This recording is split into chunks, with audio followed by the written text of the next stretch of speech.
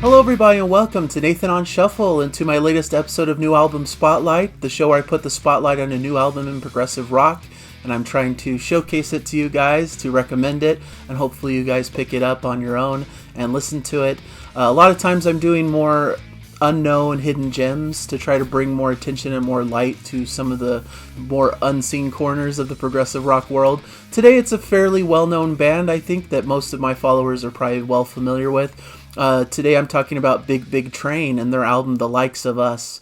This is a very notable album. It's coming out this Friday. It's a new stage in their career, I would say. Their previous lead singer, David Lungden, unfortunately passed away just before their last studio album, Welcome to the Planet. So that was the last album featuring David Lungden. So it was very unfortunate and very difficult for a lot of people who were such big fans of David Lungden to deal with that loss, and it was put into question how Big Big Train would continue on without him. And they've decided to forge ahead with new singer Alberto Bravin, a former member of the band PFM. And he comes into the band with a lot of renewed and fresh energy. And I think it was a smart move to bring Alberto into the group because he has a different quality to his voice than David Lungden. So it's not like they went out and tried to find a David Lungden clone and try to keep that similar voice, but it's never going to match up to the original blueprint of what David Lungden put down with his time in the band. So I think it was smart to bring in a whole different kind of singer, bring a whole different vibe to the band, but of course still keep to the core of what the band's all about and to keep the heart of what they were able to do up to this point. And it's somewhat of an inflection point similar to when they came out with The Underfall Yard, which introduced David Lungden to the group, essentially, and brought on Nick DiVirgilio as a full-time member.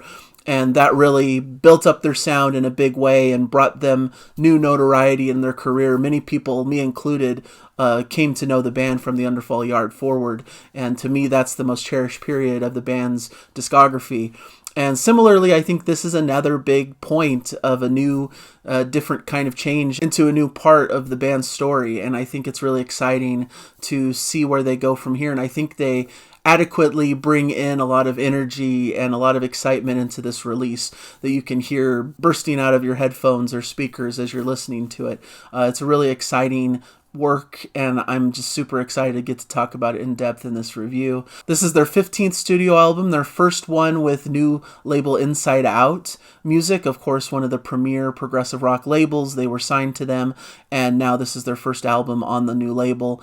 March 1st is the release date, as I mentioned, this upcoming Friday, and many of you, I'm sure, have been hotly anticipating this album. There's been a few singles that have come out to give a taste of the album, such as Oblivion, Miramare, and recently Love is the Light, which are all glorious, great tracks that give a great impression of what you might expect on the album, but there's even more hidden beauty and hidden depths as you explore deeper into the deeper cuts here and to some of the more epic length tracks as well. It's a triumph of an album is what I'll say at the outset. It's one of my favorite albums of the year, obviously, and it's definitely one of my favorite albums by the band up to this point. It's slowly rising up the ranks. It's hard to compete with some of their classics that I've come to love, like English Electric Part 1 and Part 2, as well as Folklore. These are just fantastic pieces of work that I recommend you check out if you're less familiar with Big Big Train. But this one stands head and shoulders alongside those great albums in their catalog and could even beat them with more time and being able to listen to these and let them sink in even deeper into my psyche as I continue to explore the hidden depths of these albums. But I'm just really excited for the band that they've been able to turn this new chapter and be able to embrace the change that they've had as a band and not allow it to defeat them. You know, it's difficult when a primary member, of course, passes away and you have that question of like, can we continue the band without them? And luckily, they've decided, yes, to continue forward, but not just continue forward, but to craft a new direction and to bring more added excitement for the group. They've been touring lately. They're touring in the US for the first time. As I mentioned, they're part of Inside Out label now, which gives them a big push in the marketing arena and brings them a lot more notoriety and praise into the progressive rock realm. and they just have a new refreshed sound that you can hear on this record. Of course, it has all the hallmarks of what you expect from the band. Brilliant storytelling, top-tier musicianship, sublime melodies, but there's just something extra here, an extra energy that really comes together. Maybe it was partly because the band was able to record this in the room together in a studio in Italy. Alberto Bravin, I think, brought them together into his hometown, and they all just recorded together as a group, and were able to play off the energy that they had together, just bouncing off of each other and bringing new, fresh ideas into the band. And I think Alberto really brought a lot of new, fresh ideas himself. He's credited with a lot of the writing on the album, and he's also credited with some of the mixing for the album. So he's largely responsible also for the sonic production that comes to life here, which I think is really excellent as well. So there's just so much talent here in this group. It's pretty much a super group at this point, I would say, with so many notable musicians from the prog world. Of course, you've got Alberto Bravin, as I've been mentioning, on lead vocal, but also playing guitars and keyboards and doing a lot of the songwriting. Nick DiVirgilio on drums, who's just one of the premier progressive rock drummers, of course. Rickard Soderblom, who's a member of Beardfish, who has played with a lot of different groups and done his own solo work as well. Really incredible musician. Greg Sponton, who's kind of the heart of the band, who's been around since the very genesis of the group, doing bass guitar, bass pedals, 12-string acoustic, and mellotron. Dave Foster on guitars, who's an incredible instrumentalist. And they bring in some newer blood with Oscar Holdorf on keyboards, who is with a group I love called Dim Gray. And then Claire Lindley to bring some violin and vocals also to the table. The other big part of their sound is, one, their vocal arrangements, that they're able to have these big, sprawling vocal arrangements because they have like 4 different people who could also qualify as lead singers of their various projects, but now they're part of this backing choir that just backs Alberto's vocals expertly well. It's just a beautiful sound that I love. I love those kinds of things, those harmony vocals that really bring a lot of depth to the sound, and I've just always fallen in love with that. That's why I like bands like Moon Safari, who do this to an expert level, and I think Big Big Train is right up there with them in making these really beautiful vocal arrangements throughout this track list. But they also bring a lot of extra sonic qualities to their sounds. There's a lot of horn arrangements, there's some flute work, there's the violin, of course, from Claire Lindley that brings a lot of different variety and makes their sound unique and special to them. You know, they're not just your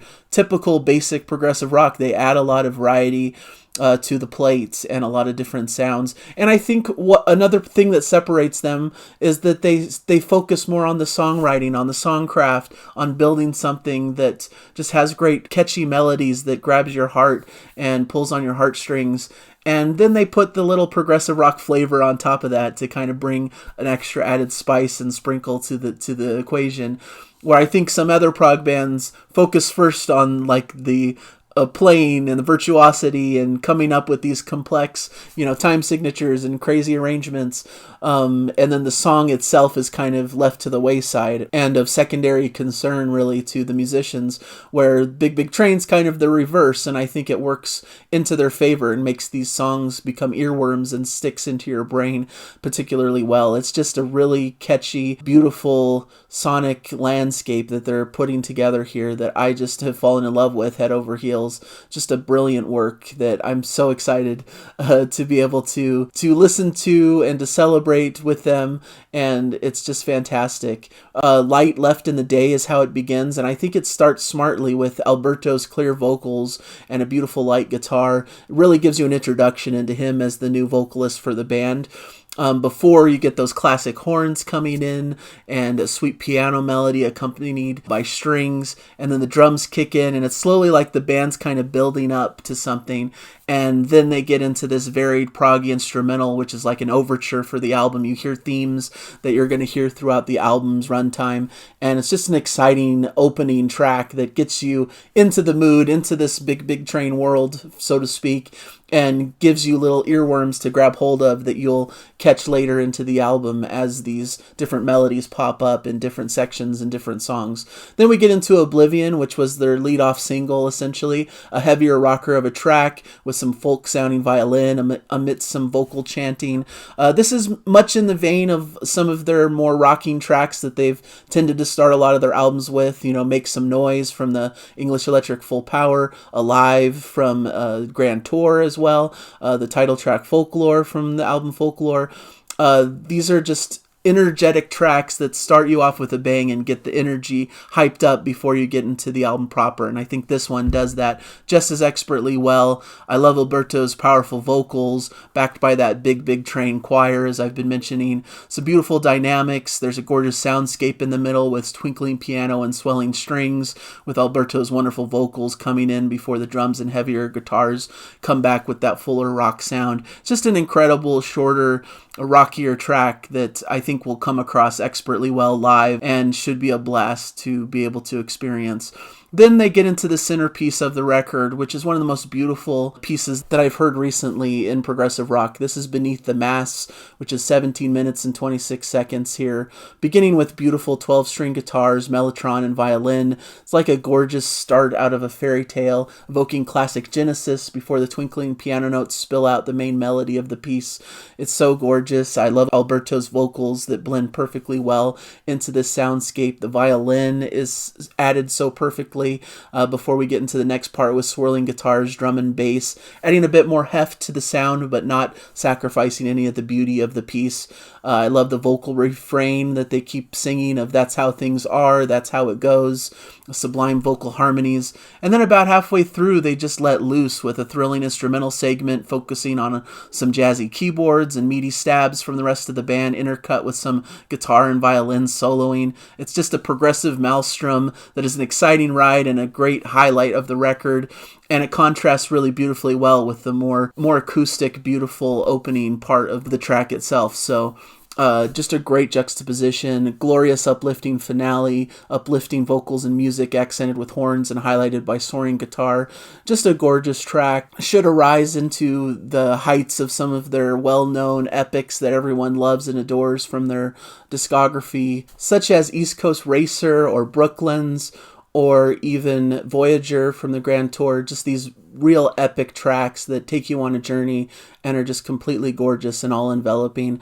And this track has some personal meaning to the band. Greg Spotton talks about how he was born in Sutton Coldfield in the Midlands of the UK, and close to where he grew up there was 2 huge radio masts, and he talks about them being the backdrop to his early formative years, and when he went back to see his beloved stepfather who was suffering from a terminal illness, the hospice that he was being treated in was between these 2 masts. So it's a symbol of his youth, and the track has a lot of feeling of nostalgia and a twinge of sadness because of dealing with a loved one who has an illness and going to see them in possibly the last part of their lives, but also having a little bit of hope at the end that things will work out, that it's all okay. And I think there's a lot of beauty to be found here. And it's really indicative of the whole album that it's a lot more personal. They're telling stories that they have personal connection to. Whereas on previous albums, they delved a lot into like history and background of the area in which they live and some more historical stories and things of that nature. But here they're talking more about things that affected them personally and making a very personal record and exploring a lot of those types of themes and things that they've been thinking through and working on, especially in the post-David Lungden era. I'm sure brought a lot of these kind of thoughts about life and what's important. And I think Skates On, which is the next track, really personifies this as well, because it's a track about making the most out of life because it can be gone before you know it. Get your skates on and live your dreams before it's all over. You got to seize the day, essentially, carpe diem. And it is personified in the music perfectly well by being a more breezy, uplifting number with brighter guitars and wonderful vocal harmonies and some great violin accents. I think it's a great, fun, lighter song, especially after this big behemoth of this epic track of Beneath the Masts. So it's perfectly placed, and it's a beautiful, shorter track that I really adore and think has a lot of meaning and is a joy to listen to. Miramare is the next track. This is a 10-minute track, so it's a little bit on the longer side. This one was brought to the group by Alberto Bravin, who had a storytelling idea rooted in his childhood. He was talking about the subject of Miramare, a 19th century castle in Spain that had been built by the order of the Austrian Archduke Ferdinand Maximilian and his wife Carlotta of Belgium. Kind of was built from those foundations into a full sketch. I believe Greg Sponton kind of took this and ran with it and made a story track out of these elements that Alberto knew about the history and things of this castle, Miramare. As Sponton describes, it's like a Shakespearean tragedy with madness involved, and Maximilian ends up before a firing squad. And Sponton states, Alberto handed me the story on a plate. So it's a really interesting story, told with beautiful music, of course, glorious vocal opening that shows that Big Big Train choir once again, leading to some beautiful piano with Alberto's clear, beautiful vocals. And it continues in that Big Big Train tradition with beautiful melodies and shuffling drums and accents of violin. There's a big instrumental moment in the middle of the track with pounding drums and big bright horns and some Celtic sounding violin. It's another powerhouse section before we have things quiet back down with tinkling keys, violin accents, and Alberto really taking the lead on telling this beautiful story and giving those swirling vocal harmonies a lot of focus as this track comes to a close. It's a beautiful track, one that came out before the album's release, and I think it's a great indication of their sound and what they're going for as a band. Then we get into the beautiful ballad Love is the Light, which I believe Alberto came in with. This is his track, and it's just a beautiful ballad, a wonderful guitar and Celtic-tinged violin open before we're left with piano and Alberto's vocals for this gorgeous track. Some beautiful, sweet falsetto from Alberto, a really catchy chorus, some woes sung in the backing vocals that I can imagine like a big crowd singing along with when this is played live, a glorious guitar solo in the middle that brings just another layer of added beauty. It's just a wonderful, heartwarming track and a perfect break amidst some of the more proggier moments, and I just really absolutely adore this. If this is what Alberto is bringing to the table, I'm very much on board because I just love the melodies and I could listen to this constantly. It's just a beautiful track. Maybe not very proggy, maybe more in the ballad-esque, almost AOR arena rock's side, power ballad perhaps, but it's just so beautifully done with some great melodies and just really crafted beautifully well. I just can't get enough of it. I think it's an incredible track. And then we get Bookmarks, which brings back that kind of Genesis-style 12-string guitar. We hear some more classic Big Big Train with gorgeous melodies and some subdued feeling throughout with slow builds that are accented with gorgeous guitars, piano, and swelling harmony vocals. There's a bit more energy as it moves into the second half of the track. You hear a lot of like callbacks to some of the earlier themes and things in this as well. And it's just a solid, beautiful track that showcases the band's gorgeous side to their sound and how they're able to craft these really great soundscapes that captivate the listener and bring the spirit of old school prog, but in a new style in their own way, and I think it's really well done. And then the album ends on Last 11, which has a bit more energy, some urgent guitars and spirited drumming drive this piece along. It's nice to have this kind of energetic track to close the track listing after some more beautiful, more lighter ballads that come before it. It has a wonderful pace that gives room for some busy bass work and beautiful sprinklings of violin, infectious melodies, and catchy rhythms. Another track that feels like classic Big Big Train and gives you kind of a hopeful note to end the record on. I believe this track was actually written back when Lungden was still alive for a possible future album called Shallow Enders, but they decided to bring it into the fold for this piece, for this album, and I think it works fantastically well as a great closer for what was a fantastic journey of an album. So I'm just in love with this record. I think it's beautiful. It really balances well these gorgeous, beautiful arrangements and these lighter, more acoustic flavors, but then brings the added energy when they need to with some real powerhouse instrumental proggy sections that give you a lot of instrumental interplay, a lot of cool turkey time signatures, and just brings that added freshness and energy to the plate that it well needs. And I love the epic Beneath the Mass. I think it's a modern day masterpiece, and it's going to be cited as one of their most signature tracks as time moves forward. I really adore it, and I kind of hope they play it live. I'm going to be able to see them on Cruise to the Edge, and I'm really excited for what they pick out of this album to play as a band. I think there's a lot of potential here for some really great live tracks as well. So a triumph for the band.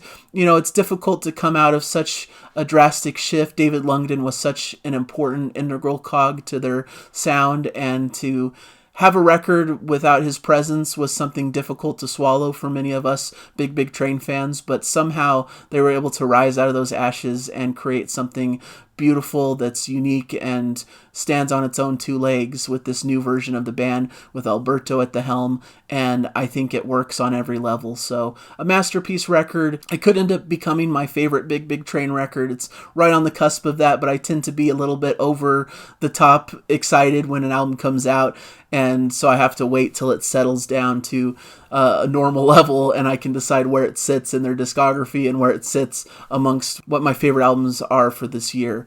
But it's definitely sitting at the top of the pile for my favorite current album of the year. Nothing else really comes close to it yet for me.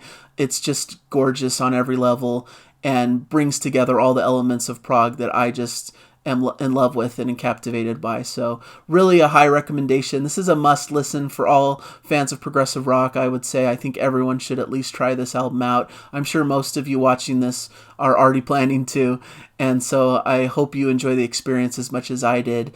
It really is a masterwork from the band, and I hope they continue forward and just continue crafting this same level of brilliant, beautiful music, because it's well appreciated from this music fan over here, and I'll follow them no matter what they choose to do. So thank you to the band, thank you to all of you for watching this video, even though it's a little bit of a lengthier review. Hopefully you enjoyed it, and I can't wait to share more music with you on the channel and in future reviews. So please come back. Please join me on future episodes. Every Tuesday I try to spotlight a new album in progressive rock, and it's just a joy to be able to share this with all of you. So thank you guys, and I'll hopefully catch you in a future episode.